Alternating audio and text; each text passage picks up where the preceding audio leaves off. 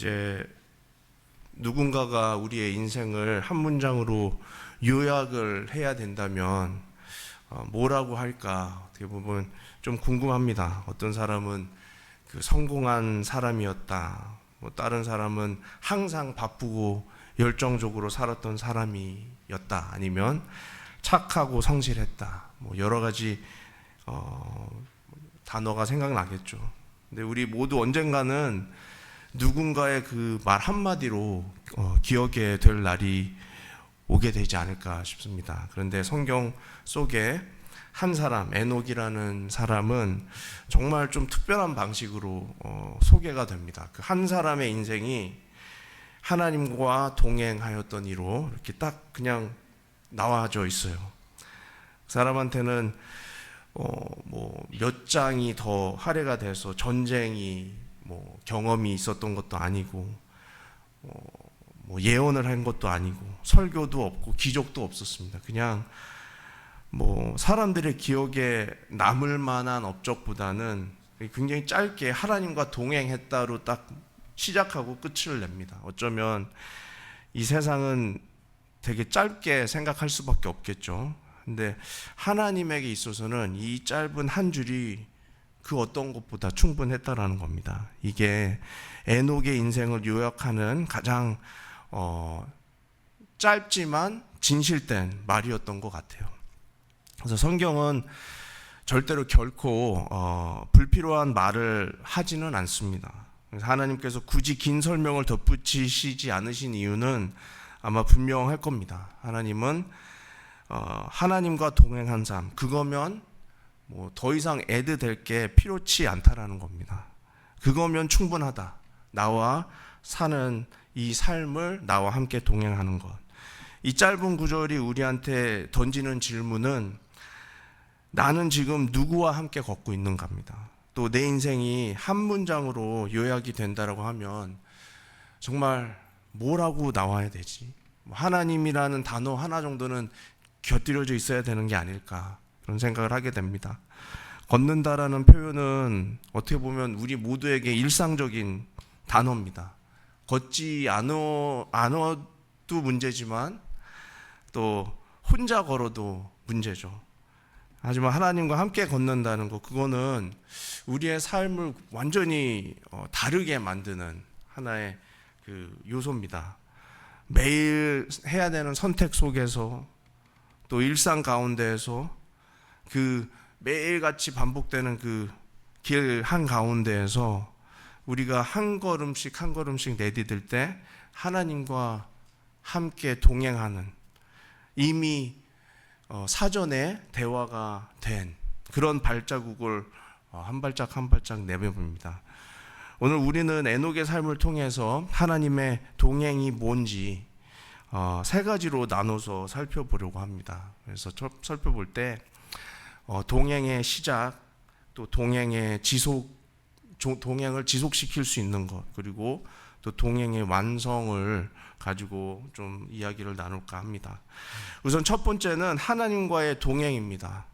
하나님과의 동행을 시작하기 위해서는 무조건적으로 필요한 그 첫 번째 단계가 있는데 그게 바로 화목입니다. 화목. 에녹은 어느 날 갑자기 하나님과 동행하게 된 사람이 아니라 가장 먼저 있어줘야 되는 첫 번째 단계가 뭐였냐면 그게 바로 하나님과의 관계의 회복이었습니다. 문제는 우리는 본래 하나님과 멀어질 수밖에 없는 이미 멀어진 존재죠. 타락 이후에 인간이 하나님을 향해서 걷는 존재가 더 이상은 아니라 하나님으로부터 도망치는 존재가 되어져 왔습니다. 우리의 힘으로 하나님을 향해서 걷는다라는 것은 우선 눈부터 부시고 편치 않은 길이에요. 그래서 가만히 두면 자연스럽게 뒤돌아서 하나님을 등지고 걸을 수밖에 없는 게 우리의 죄인된 본성입니다. 창세기 3장 8절에 아담과 그의 아내가 여호와 하나님의 낯을 피하여 동산 나무 사이에 숨은지라 이 표현을 하고 있습니다. 죄는 단순한 실수가 아니라 하나님과 우리의 완전한 단절을 만든 사건입니다. 그리고 하나님과 완전히 원수된 상태가 되어버린, 그래서 로마서 8장 7절에 육신의 생각은 하나님과 원수가 되나니라고 표현을 하는 겁니다. 우리가 하는 모든 생각이 하나님이 하는 정반대의 생각이라는 거예요. 아모스 3장 3절에 두 사람의 뜻이 같지 않은데 어떻게 동행하겠느냐라는 표현을 합니다. 생각이 다르면 저희는 절대 함께 동행하지 못합니다. 방향이 달라도 걸음이 어긋나기 때문에, 마음이 원수가 되면 그 사람이 잘생기건 못생기건 나한테 뭐 도움이 되건 안 되건 간에 절대 함께 동행할 수는 없습니다. 복음의 그 전환점은 예수님께서 화목의 길을 여셨다라는 사실입니다. 끊어진 관계를 잇기 위해서 하나님이 예수님을 우리를 위해서 허락을 하셨습니다. 그래서 골로새서 1장 20절에는 그의 십자가의 피로 화평을 이루사 만물을 자기와 화목하게 하시되, 이래서 십자가는 단순히 용서의 표시가 아니라 관계가 회복되어지는 그 시작의 문입니다. 하나님과의 동행이 시작되는 자리라는 것을 저희가 잊지 말아야만 합니다. 그래서 우리가 원수였던 우리가 이제는 하나님의 자녀가 되고, 멀어졌던 우리가 이제는 그분의 손을 붙잡고 함께 걸을 수 있는 사람이 되었습니다. 학교에서 잘못을 크게 하면 대부분 선생님들은 반성문을 써오라고 하죠. 선생님의 좀 신뢰를 무너뜨린 나의 잘못 해가지고 그걸 얼마나 잘 쓰느냐에 따라서 이 상황이 빨리 해결되느냐 안 되느냐인데, 어떤 학생이 한참을 고민을 합니다. 그리고 쓰다가 지우고 하다가 큰 종이에 그냥 한 문장만 쓰고 냅니다. 얼마나 선생님이 한 문장이니까 얘가 정신을 덜 차렸구나 해서 얼마나 화가 많이 났겠습니까? 근데 그 종이를 딱 봤는데, 선생님과 다시 웃으면서 이야기하고 싶습니다. 그냥 딱 그거 하나만 썼어요. 그 주위에 쓴 게 너무 많았어요. 근데 다 지우고, 이게 그 선생님이 이걸 딱 받으니까 아무 말 없이 미소가 지어집니다. 그리고 이렇게 말해, 야, 이거면 충분하다. 그래, 너에게 가장 소중한 건 나와의 관계였구나. 그건 어렵지 않지. 우리는 하나님 앞에 너무나 큰 잘못을 저질렀습니다. 그분의 신뢰를 깨트리고 그것 때문에 관계가 너무 멀어졌어요. 그런데도 하나님은 우리를 정죄하지 않으시고 말씀을 하십니다. 반성문을 한번 써볼래? 네 마음을 나한테 글로 좀 보여줄 수 있겠니? 정말 너의 마음은 너의 마음이 소중하게 생각하는 게 무엇인지, 부자가 되고 싶은 것인지, 나의 얼굴을 보고 싶은 것인지, 나의 손을 잡고 싶은 건지, 아니면 너의 아들이나 딸이 좋은 데를 가는 훌륭한 사람이 되는 걸 보고 싶은 것인지, 그걸 하나님이 때로는 원하십니다. 그래서 때로는 기도를 매일 꾸준히 하는 사람들에게도 어떻게 보면 저는 그 자체가 굉장히 저분 참 동행을 잘하신다라고 봅니다. 그래서 하나님은 이렇게 말씀을 하시죠. 그거면 충분하다. 내가 너의 손을 다시 잡아주겠다. 우리 함께 한번 다시 걸어보자. 하나님이 우리에게 원하는 건 큰 업적이 아니라 우리 마음이 하나님을 어떻게 바라보고 있는지에 대한 궁금함입니다. 물론 아시죠. 하지만 그걸 우리가 담대하게 고백하기도 또 원하십니다. 요한일서 1장 9절에 만일 우리가 우리 죄를 자백하면 그는 미쁘시고 의로우사 우리 죄를 사하시며 우리를 모든 불의에서 깨끗하게 하실 것이요 라고 고백하고 있습니다. 많은 사람들이 기도할 때 이렇게 하잖아요. 정말 좋은 일을 하려고 노력을 많이 하고 있습니다. 저는 기도도 많이 하고 있습니다. 근데 진짜 질문은 이게 중요합니다. 나는 예수 그리스도를 통해서 하나님과 화해가 되어져 있는지, 아니면 나는 십자가 앞에서 내 죄를 얼마만큼 확실하게 고백을 하고 있는지, 또 그분을 나의 주님으로는 믿고 의지하고 있는지, 그 질문에 예라고 확신할 수 있게 말할 수 있어야 됩니다. 그게 안 되면 아직 하나님과의 동행은 우리가 시작되지 않은 거라고 볼 수밖에 없습니다. 하나님과 함께 걷고 싶은 분들에게 있어서 중요한 것은 내가 얼마나 착한 일을 많이 한 게 아니라 예수님을 통해서 하나님과의 관계가 회복됐는지, 예수님 십자가 앞에 내가 죄를 고백하고 있는지, 아니면 그분을 나의 주님으로 굳게 믿고 의지하고 따라가고 있는지, 그게 시작이 됐다면 이미 동행은 시작된 겁니다. 하나님과의 동행은 화목 없이는 불가능하다라는 것, 예수님 없이 하나님께 나아갈 수 없다라는 것, 또 십자가 없이는 그 동행 자체가 시작될 수 없다라는 것 꼭 잊지 마시기를 원합니다. 그래서 십자가에서부터 모든 것이 이 동행함이 시작된다라는 것 잊지 마시고, 또 두 번째를 나누기 원합니다. 두 번째는 하나님과의 동행은 교제와 성장으로 보여집니다. 에녹이 하나님과 동행한 시간은 하루 이틀로 멈춰진 게 아니라 3세기를 하나님과 계속 매일같이 걸었다고 합니다. 그의 삶은 한순간에 이런 감정적인 열정이 아니라 그냥 신실함으로 한 발짝 한 발짝 걷는 걸음. 어떻게 보면 300년이라는 시간이 긴 여정이거든요. 짧게 타오르는 불꽃이 아니고 꾸준하게 타오르는 성화의 불길이 있었다는 겁니다.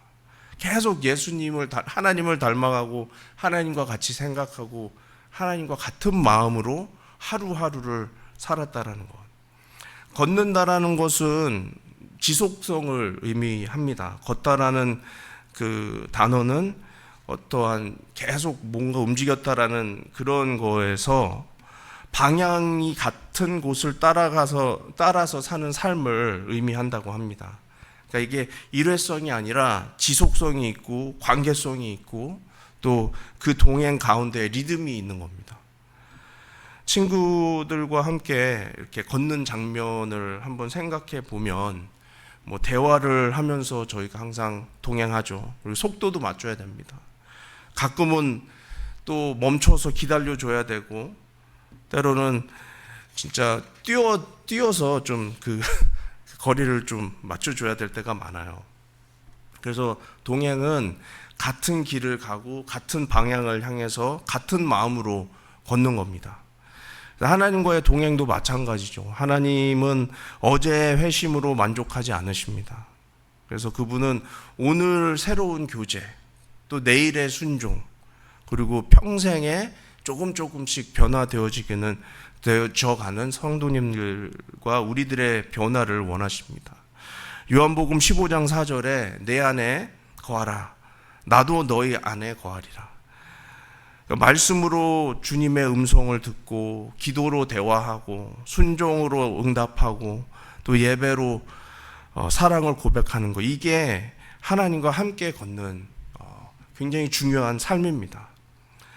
동행은 단순한 유지하면서 끝나는 게 아니라 또 계속 성장함에 있습니다. 걷는다는 것이 멈추지 않고 계속 뭔가 전진해 나가는 뜻이 있거든요. 하나님과 함께 걷는 사람은 똑같은 자리에 머무를 수가 없습니다. 고린도후서 3장 18절에 우리가 다 영광에서 영광으로 변화하여 계속 변화된다라는 얘기거든요. 하나님은 우리를 어제 받았던 상처에서 회복이라는 오늘로 다시 변화시켜 주십니다. 그리고 오늘의 연약함이 있다면 내일의 성숙함으로 끝을 내주시는 게 바로 하나님이 동행할 때 생기는 기적입니다. 이게 바로 그 성화라는 거죠. 한 걸음씩 예수님을 닮아가는 여정. 하나님은 우리에게 이렇게 동행할 때 쓸 수 있는 여러 가지 도구를 주셨습니다. 이게 여러 가지가 되는데, 첫 번째는 말씀이죠. 주님의 말씀은 내 발의 등이고 내 길에 빛이시나이다.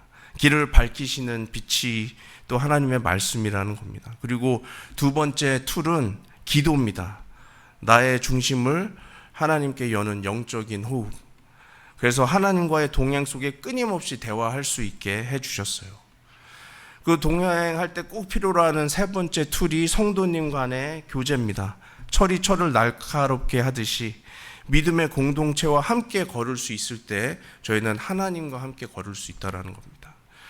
그리고 또 눈에 보여지는 복음들 있지 않습니까? 침례와 성찬을 통해서 저희는 예수님의 그 은혜를 기억합니다. 언약의 은혜를 삶 속에서 확인하면서 그렇게 살게 됩니다. 그리고 또 섭리라는 툴을 주셨는데 이게 뭐냐면 고난이 있을 수 있고 기쁨이 있을 수 있는데 그 속에서 하나님이 우리를 빚어 가시는 그 도구입니다. 그게 하나님의 섭리라고 해요. 하나님이 원하시는 모습으로 우리를 정확하게 맞는 온도와 어떤 환경을 통해서 만들어 주시는, 어떤 작가가 달력에 하루하루 명언하고 짧은 기도문을 적어 놓는다고 합니다. 그래서 이제 항상 그날은 그것만, 그 기도문하고 그 명언만, 그 말씀만 생각하면서 묵상을 한대요. 그래서 누군가가 물었답니다. 이거 그냥 짧은데 한 번에 그냥 다 읽으면 안 되냐? 이게 작가가 미소 지으면서 이건 그냥 단순한 정보가 아니라 내가 하루를 살아낼 때 밟아야 할 길이라고 표현을 했대요. 하나님과의 동행은 하루치씩만 받는 은혜라고. 그래서 너무 많은 것도 원치 않고 난 딱 하루 것만 받아서 이것만 붙잡고, 이 말도 들었습니다. 요즘 UFC나 이렇게 싸우는 게 많은데 이소룡이 그랬다고 그런 것 같아요. 이소룡이라는 사람이 10,000가지의 발차기를 한 번씩 연습한 사람보다는 하나의 발차기만 10,000번 한 사람한테 까불면 큰일 난다고. 많이 안다고 중요한 게 아니라 똑같은 걸 계속 10,000번을 한 것, 그 사람들이 더 왜냐하면 나도 모르게 나오거든요. 그 연습한 게. 한 번 해본 거 10,000번 안다고 해도 실전에 나올 수 있는 건 없습니다. 하나님과의 교제는 한 번에 끝내는 일이 아니라 매일을 함께 살아가는 삶의 리듬을 습득하는 거예요. 신앙의 진짜 깊이는 지속성에 있다라는 거거든요. 오늘도 여러분의 몫의 은혜, 내 몫의 음성을 듣고 걷는 것, 그것이 하나님과의 동행인 줄 믿습니다. 계속해서 세 번째입니다. 하나님과의 동행은 영광으로 향한다라는 거예요. 하나님과의 동행은 영광으로 끝이 난다. 에녹의 이야기는 성경에서 가장 짧은 이야기 중에 하나지만 그 결말이 그 어떤 결말보다 더 신비하고 가장 영광스럽습니다. 창세기 5장 24절에 에녹이 하나님과 동행하더니 하나님이 그를 데려가심으로 그가 세상에 있지 아니하였더라. 우리가 잊지 말아야 되는 것은 에녹은 죽지 않았다라는 겁니다. 모든 족보에서 우리가 계속 반복되는 게 뭡니까? 죽었더라, 또 죽었더라, 또 죽었더라.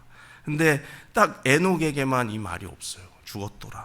히브리서 11장 5절에 믿음으로 에녹은 죽음을 보지 않고 옮겨졌으니 하나님이 그를 옮기셨습니다. 그러니까 에녹은 죽음을 건너뛴 자라고 밖에는 표현할 수가 없습니다. 이 이유가 딱 한 가지예요. 뭐냐면 하나님과 동행했기 때문입니다. 한 걸음 한 걸음 그렇게 항상 함께 걷던 중에 하나님께서 그냥 이렇게 말한 거예요. 오늘도 집으로 가야겠지만 매일 이럴 거면 차라리 나랑 같이 살자. 가지 말고 이제 영원히 나의 천국에서 함께 살자. 에녹은 하나님과의 영원한 동행으로 그냥 이럴 바에야 천국에서 사는 거랑 지금 여기서 사는 거랑 그렇게 다를 게 없으면 그냥 가자 천국으로. 에녹은 옛날에 있었던 인물이 아닙니다. 에녹은 하나님께서 믿는 자에게 보여주신 그 약속이죠. 약간 그림자처럼 보여지는. 그래서 동행의 끝은 무덤이 아닙니다. 믿는 자들의 동행, 하나님과의 동행은 영원이라는 곳으로 이어지는 문으로 계속 우리를 이끌어 가고, 그 문을 지나면 우리는 영광의 집으로 들어가는, 내가 너희를 위하여 처소를 예비하러 가노니, 그리고 또 데살로니가 전서에서는 우리가 항상 주와 함께 있으리라. 이 소망으로 저희가 항상 하나님과 예수님과 성령님과 동행하는 거거든요. 물론 이 땅에서 동행함에 있어서는 뭔가 좀 선명하게 보여지게 하는 게 많이 없죠.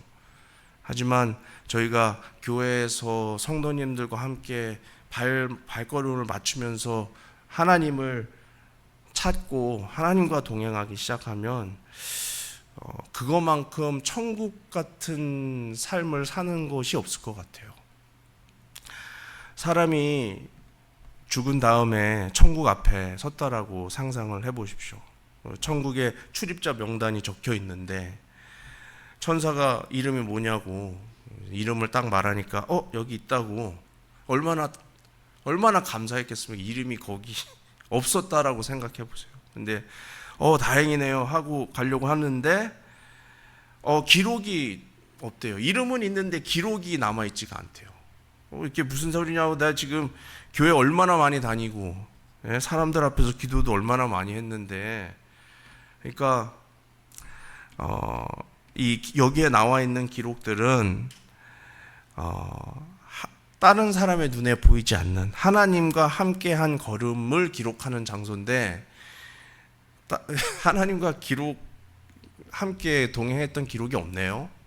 이렇게 나와 있다라고 생각을 해보십시오. 그 동행일지에. 신앙은 내가 무엇을 했느냐보다는 하나님과 어떤 관계를 가지고 이 세상을 살았느냐라는 겁니다. 종교적으로 출석부가 아니라 하나님과 함께한 걸음의 흔적이 우리의 삶에 남아야 된다라는 겁니다. 세상은 이렇게 저희들에게 항상 말을 합니다. 성공이 어떻게든 중요하다. 우리가 얼마나 많은 것을 남겼느냐가 또 중요하고, 다른 사람한테 어떤 기억을 전달해 주느냐가 중요하다. 근데 하나님은 다르게 말하십니다. 하나님은 너는 나와 함께 걷고 있느냐 안 걷고 있느냐가 그 어떤 것보다 중요하답니다. 우리의 삶을 하나님과 함께 걷는지 아니면 내가 혼자 걷고 있는지에 대해서 엄청난 차이점이 있다는 겁니다. 빌립보서 3장 20장에 우리의 시민권은 하늘에 있는지라, 그리고 시편에는 주께서 나를 영광으로 인도하시리니, 이렇게 에녹의 인생은 이렇게 말을 합니다. 하나님과 하는 동행은 절대 헛되지 않다. 그리고 또 하나님과 행하는 동행의 끝은 죽음이 아니라 영광이 될 거고, 또 그 길은 이 땅에서 시작은 되지만 하늘에서 완성된다라는 겁니다. 그래서 이 땅의 삶이 아무리 우리에게는 지치고 아프고 또 무의미하게 여겨질 때도 있겠지만, 하나님과 함께 걷는 분들은 반드시 그 마지막에 빛나는 끝을 맞이할 수밖에 없다라는 겁니다. 그래서 빌리그램 목사님이 돌아가셨는데 그 분의 묘비에 뭐라고 적혀 있는지 아세요? 그분의 묘비에는 이렇게 적혀 있답니다. I was just a man who walked with God. 나는 단지 하나님과 동행했던 한 사람이었을 뿐입니다. 저는 이분이 얼마나 훌륭한 일을 했는지 알거든요. 그럼에도 불구하고 마지막에 이렇게 멋지지 않은 그냥 하나님과 동행했던 한 사람이었을 뿐입니다. 이게 아무나 할 수 있는 고백은 아닌 것 같아요. 정말 하나님과 동행하지 않으면 이렇게 낮아지고 싶은 분은 없을 것 같아요. 그래서 이 한 줄이, 이 짧은 묘비에 적혀 있는 한 줄, 이것이 우리의 인생을 요약하는 말이 되기를 소망합니다. 짧지만 그 짧은 고백에 하나님이란 단어가 꼭 들어갈 수 있기를 주님의 이름으로 축복합니다. 말씀을 맺겠습니다. 창세기 5장 24절에 에녹이 하나님과 동행하더니 하나님이 그를 데려가심으로 그가 세상에 있지 아니하였더라. 그에 대해서 뭐 길게 설명이 되어 있는 건 아닌데 그는 나와 함께 걸었다. 이게 성경에 있어서는 그 어떤 말보다 더 훌륭한 표창장이지 않을까 싶습니다. 이 땅에서 우리가 뭘 남기느냐보다는 하나님은 오늘 우리에게 이런 질문을 던지십니다. 너는 나와 함께 지금 걷고 있니? 아니면 너무 앞서가고 있진 않니? 아니면 너무 뒤떨어져 있진 않은지. 인생은 마라톤이라는 분들도 있지만 또 동시에 어떻게 보면 그 한 걸음 한 걸음 반복되는 매일매일 아닌가요? 그래서 말씀 따라서 항상 걸으시고 또 기도로 주님께 나아가시고 또 고난 가운데 있으신 분들은 그래도 하나님과 동행함으로 그 멈추지 않는 그 지속적인 걸음을 내디딜 수 있기를 축복합니다. 그래서 항상 하나님과 화목하시고 그래서 예수님을 믿고 하나님과의 관계를 회복하는 게 첫걸음이라는 걸 기억하시고 또 두 번째로는 교제로 계속 이어가십시오. 매일 말씀과 기도와 또 순종과 예배로 하나님께 걸으시고 또 마지막으로 그 길이 화목되어짐으로 얻은 그 길, 그리고 계속 성장으로 이어주는 그 길, 또 마지막으로는 영광으로 우리를 인도해 줄 그 길을 쉬지 마시고 기쁨으로 걸어가실 수 있기를 주님의 이름으로 축복합니다. 그래서 여러분의 인생을 요약하는 말, 하나님과 함께 걷고 이제는 하나님과 영원히 함께 있다라고 정말 담대하게 말할 수 있는 그 인생의 요약의 말이 되기를 주님의 이름으로 축복합니다. 기도하시겠습니다. 하나님,